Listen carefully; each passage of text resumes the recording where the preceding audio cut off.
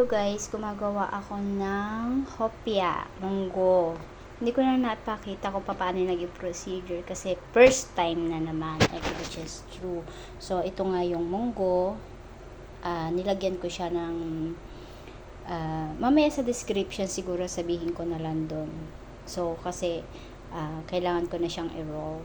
So, ito yung pabalat niya, tapos ayan yung munggo, and then ito na yung nirap ko siya, ayan siya. Ayan. So, ayan, sandali lang.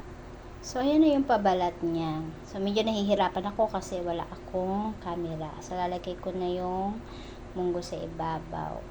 Ayan, tapos ibabalot ko lang siya. Ayan, nakakailan na ako. Tapos itutuloy ko pa. Meron pa.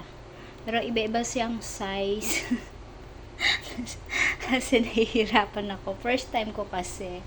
At saka para talaga siyang yung nakikita ko sa mga hopya. Talaga, lumilito pala talaga yung palaman nila. Ganyan sila. Ayan, hopyang munggo.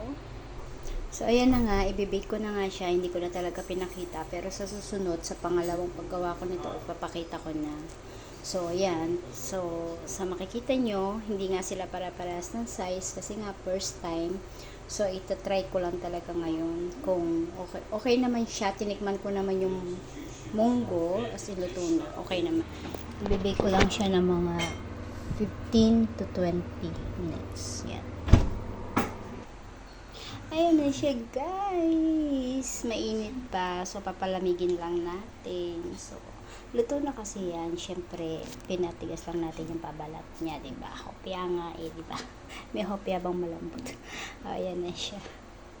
Sana masarap. Sana magustuhan nila. Dadaling ko yan sa church. At pag naubos yan, is gagawa ulit ako. And then, doon, talagang papakita ko na kung paano gumawa, kung ano yung gagawin, ganyan. Kasi ito is try lang. So, thank you!